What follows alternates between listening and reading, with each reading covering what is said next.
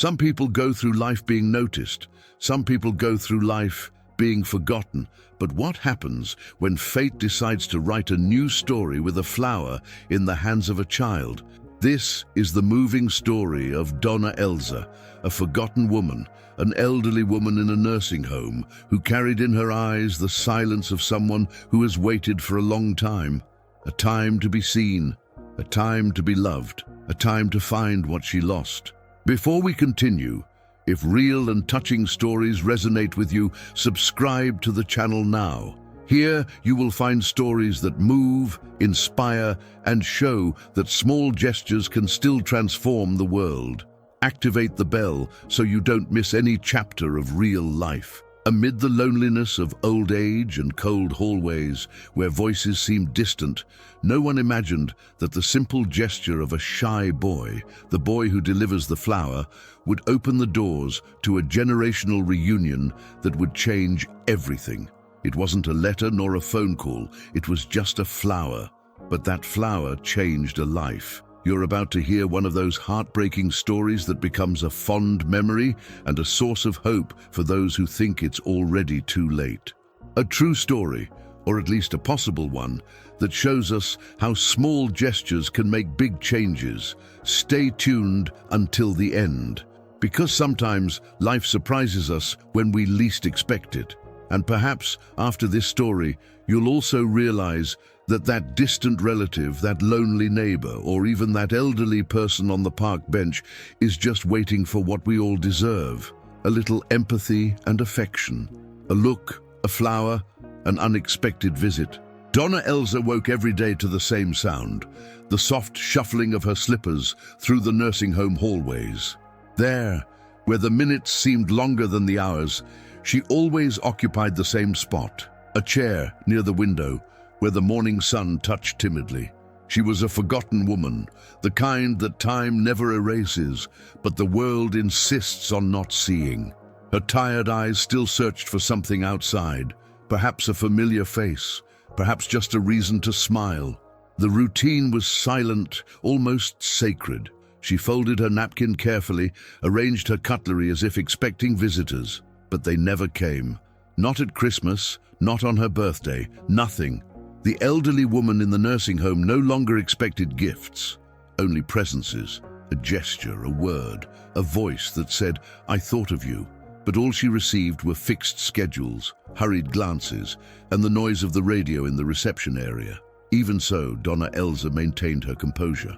She was polite to her caregivers, responding with a "yes, sir," or a "thank you, my dear." But inside, she carried the weight of oblivion. And no matter how well she pretended, there was a kind of silence that not even politeness could disguise. A silence that tightened the chest and kept her company until dawn. There, in that rusty chair, where so many real-life stories accumulated like dust on the windowsills, Donna Elsa continued to wait. Not out of charity, but out of humanity. She was more than a medical record. She was a woman with a past, with longing, with dreams, even if dormant. And like every living soul, all she wanted was to be remembered. Life in the nursing home ticked like an old grandfather clock. Each hand repeated the same path day after day. Coffee was served at 7, baths at 9, the television tuned to the same channel from 11 to 5. Meals arrived on identical trays, lukewarm and unhurried. Between spoonfuls, silence reigned. It was as if time had forgotten to pass within. Donna Elsa was just another among so many abandoned elderly people. She didn't complain, she didn't ask for anything. But the truth is, she wasn't invisible by choice. No one there chooses to be forgotten. It just happens. Nurses, social work students, smiling weekend volunteers passed by, all with good intentions, but few with real time to listen. All that could be heard were footsteps and goodbyes. In the long, cold corridors, her words were measured, her speech was restrained and her gaze distant. The only place she allowed herself to dream was in that small, flowerless garden, where she would often sit and gaze at the sky. It was her way of feeling alive, watching clouds change shape as if they were the memories that still lingered. small gestures that became silent resistance. And even in the face of this seemingly unchanging routine, there was a ray of hope she stubbornly held onto. An old book in the drawer, a bar of soap kept for visitors who never came, an embroidered blanket she wore only on Sundays.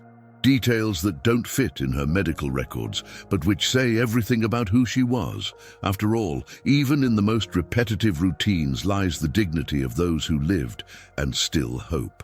Sometimes, when the wind blew harder against the window, Donna Elsa closed her eyes and let it ruffle not only her grey hair, but also her memories. They were few, but intense. The smell of baking bread, a tight hug in the late afternoon, a child's laughter echoing through the house. This was how the elderly woman in the nursing home kept her story alive, weaving memories together with the silence of the present. She remembered a little boy, her son, whom she rocked in her arms while humming softly.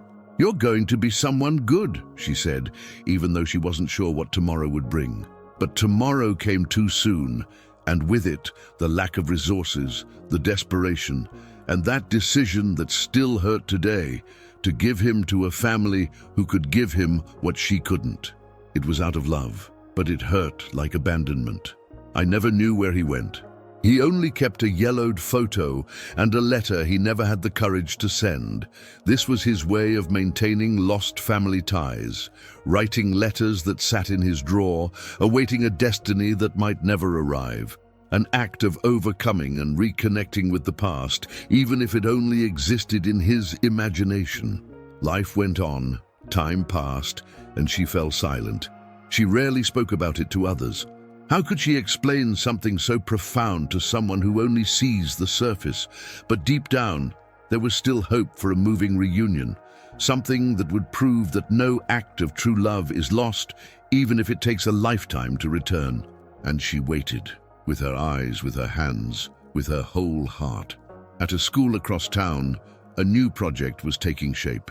It was called Bridge of Generations, an empathy campaign that encouraged children to visit elderly people in nursing homes and write essays about their stories. The teacher behind it said, "Those who listen to their elders learn without having to make so many mistakes." And with that, she planted the seed of affection in the children, a rare thing in a world that's always so hectic. Mateus, a 9-year-old boy, listened to the proposal without much interest. He was shy, introspective, and preferred books to conversations. But the activity was mandatory. Each student was to deliver a flower and a letter to a random elderly person, a small but symbolic gesture. The idea was to encourage the reunion of generations, showing how affection can transcend time and touch lives with simple gestures. Meanwhile, at the nursing home, the staff prepared the space. Clean tablecloths on the tables, oldies playing softly, homemade cakes in the cafeteria. Donna Elsa didn't know what it was, but something about her seemed restless. She combed her hair, changed her coat for a more colorful one, and stood longer than usual in front of the mirror. Perhaps unknowingly, her heart sensed that something different would happen that afternoon. The movement soon began. Children filed in, holding flowers, little letters, some even musical instruments. Shy laughter, hesitant steps. For many, it was the first time they'd met someone so different and yet so similar at the same time. A unique opportunity to experience a moving story, the kind that touches the heart and leaves a deep mark, even if written in just a few words. Mateus walked slowly down the narrow sidewalk that led to the nursing home. The flower the teacher had given him was already a little wilted, but he held it delicately, as if it were a treasure. He was an introspective boy, the kind who preferred drawing to talking. But that day, something different happened. Before entering, he saw a small flower lying on the ground, intact, forgotten, and picked it up. He decided that would be the one he would use to make his delivery. As his classmates excitedly raced to choose the most smiling seniors, Mateus stood at the door watching. He didn't want to force any conversation, didn't want to do anything out of obligation, His eyes scanned the room until they stopped on a serene figure, sitting alone near the window. It was Donna Elsa. She wasn't smiling or crying, she just stared into space with a silence that screamed.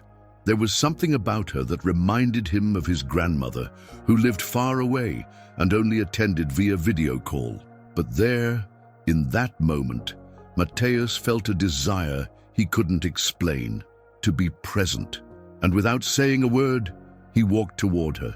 His steps were slow, his heart racing. That forgetful woman seemed more approachable than any other elderly person surrounded by volunteers. When he approached, he simply extended the flower with a trembling hand. He didn't say, "Hi," didn't ask her name. He simply offered the gesture, pure and whole. It was a symbol of flower and affection, of unfiltered connection, of a child transforming lives without understanding exactly how. And it was in that moment, simple and silent, that a new story began to be written. Without plans, without a script, only with truth. Donna Elsa slowly looked up. In front of her, a shy-looking boy held out a delicate flower, wordlessly. For a second, she thought she was dreaming. It wasn't common for someone to approach without being invited, much less with such a simple gesture, yet so full of meaning.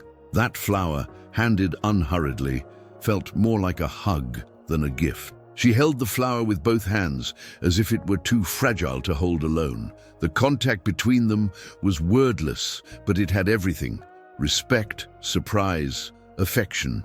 Mateusz remained there, standing, looking at her with the naturalness of someone who doesn't need to know the past to want to be present. And Donna Elsa, for the first time in weeks, felt seen.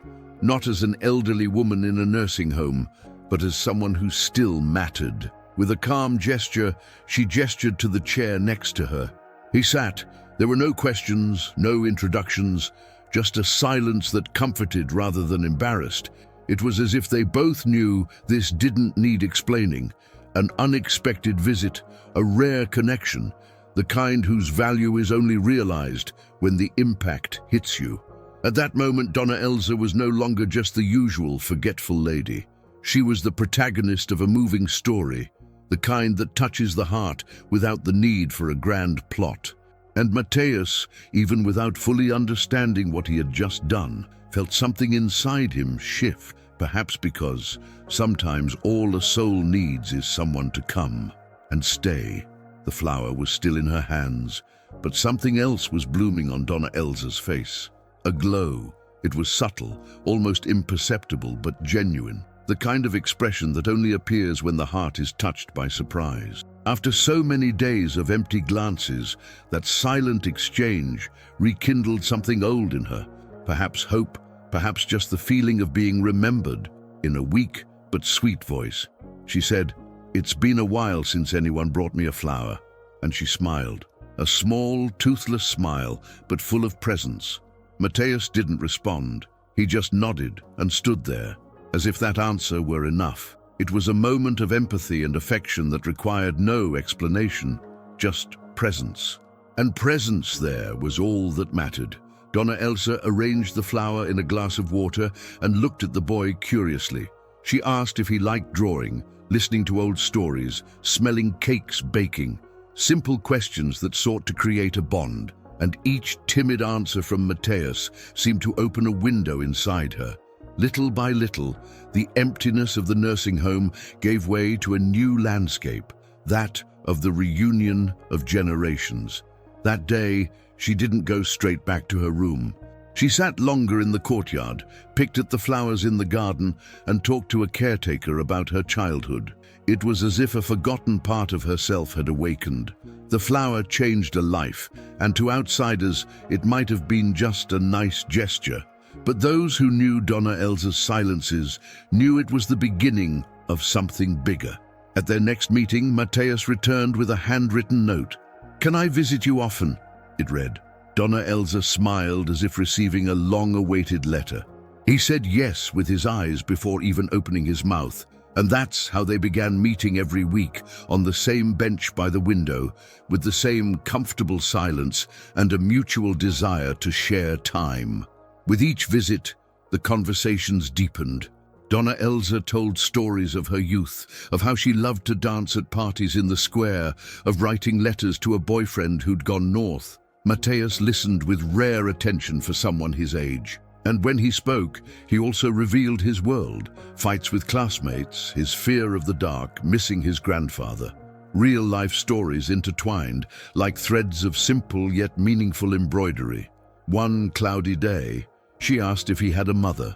He said yes, but that sometimes she didn't listen to what he felt. Donna Elsa gently touched his hand and said, with the calm of someone who's lived a long life, sometimes just being together is love. That phrase echoed in the boy's mind. Perhaps it was the most important advice I'd ever received, and it wasn't in a book, nor in a class. The words exchanged between them were unhurried and unweighted. They were balms. Short exchanges that healed old wounds without either of them even realizing it. The boy offered presents. The woman returned, listening, and together they healed what no medicine can achieve, the feeling of invisibility. It was the bond between grandmother and grandson that was forming, even without them yet knowing the blood tie existed. As the weeks passed, something changed in the nursing home, and everyone noticed. Donna Elsa, previously so quiet, now became more enthusiastic about choosing her outfit for dates. She put on lipstick, combed her hair more carefully, and even sewed a new padding for the chair cushion. What had once been mere routine became anticipation. That boy had given her back something precious, the desire to live the next day. She began writing letters again, as she had decades ago, only now they were letters to Mateus, small stories, memories, reflections, and even if some were never delivered, writing them rekindled her soul. The elderly woman in the nursing home was no longer invisible. She was expected, she was read, she was felt. The flower changed a life, yes, but it also gave color to many other inner flowers that were silently wilting. Mateus changed too.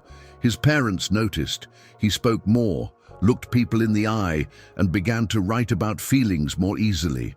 At school, his teacher said he seemed more mature, and when asked where he got all his inspiration, he simply replied, "I have a very experienced friend." It was a rare connection, fueled by truth and a caring that needed no explanation. That friendship was, unbeknownst to them, a generational reunion that needed to happen, a school project on empathy that became a soul bond. Two worlds that seemed distant met on that simple bench in the nursing home. And with every conversation, every exchange, every glance, what was being rebuilt was more than a relationship. It was a moving story that the two were writing together, line by line. It was on an ordinary day that the unexpected happened. While organizing old documents from the institution, the nursing home coordinator found a forgotten box at the back of a closet. Inside were old letters, faded photos, and an admission form for Donna Elsa. Among the papers was a handwritten note with names that seemed familiar. One of them caught my attention, Mateus's mother's name, written in shaky handwriting. Coincidence? Perhaps not. Curious, the coordinator spoke to Donna Elsa and asked if that name meant anything to her. The elderly woman, with tears in her eyes, confirmed, "She's my daughter-in-law, at least I think so." Then everything made sense. The letters that were never sent, the son she had to give away, the longing that never healed, the boy who delivered flowers, the one who made her smile, was her grandson. Destiny had found its way again. The emotion was so intense that Donna Elsa needed a few minutes to grasp the full extent of it. She cried, she laughed, she fell silent. And then she uttered the phrase that remained engraved in the hearts of those who heard it. Time takes away many things, but God always returns what is true. It was the emotional reunion she never dared dream of. And it all began with a flower fallen on the sidewalk. The coordinator, unsure how to break this to the family, decided to organize a special gathering. After all, care was needed, truth was needed. The forgotten woman was no longer just a nursing home resident. She was a grandmother. She was living history. And that discovery reinforced something life always tries to teach. Lost family ties can be remade, even when time seems to have erased the paths. The following week, the atmosphere at the nursing home was different. The caregivers decorated the main room with simple flowers and colorful towels. The coordinator had arranged everything with Mateus's parents without revealing many details to the boy. Donna Elsa, unsure of what to expect, dressed in the floral blouse she saved for special occasions. There was a sweet nervousness in the air, something only the heart can explain. When the door opened, Mateus walked in hand with his mother. The elderly woman's eyes filled with tears before a word was even spoken. The woman looked at Elsa and whispered, "You are my mother-in-law?" Elsa nodded, her voice breaking. And in an instant that seemed to stop time, the three generations embraced. A reunion of generations sealed not by words, but by presence, by forgiveness, by reconnection. Mateus's mother wept. She said she never knew the real story, that her husband, Elsa's biological son, had died young and spoke little about the past. The reunion brought no sorrow, only relief. The feeling that despite the years, there was still time to build something new. It was a second chance for the family, unplanned but blessed. Donna Elsa now had back what she thought was lost forever. She no longer needed to hide in memories. She had a name, a story, and now company. The elderly woman in the nursing home had become a real grandmother, and the boy who once only wanted to give her a flower had returned much more than a gesture. He had returned an entire life. Sometimes life boils down to a moment in which a flower changes a life. A gesture that seems small, but carries within it the power to restore bonds, heal wounds, and rewrite entire stories. Donna Elsa didn't receive just any visit. She rediscovered what time had hidden: family, affection, belonging. All because someone, even without knowing it, decided to extend a hand. This isn't just a moving story. It's a reminder that there are many forgotten ladies out there, waiting for an unexpected visit. That the bonds between grandparents and grandchildren can be reborn. That loneliness in old age can be eased with empathy and affection. That a flower, a gesture, a look can be worth more than 1,000 words. And now I ask you, who was the last person you surprised with a simple gesture? Tell me in the comments. I'd love to read your story. And if this story touched your heart, subscribe to the channel, activate the bell, and share this video with someone special. Here, you'll find stories that touch your heart and remind you that love still lives in the details. Reunion.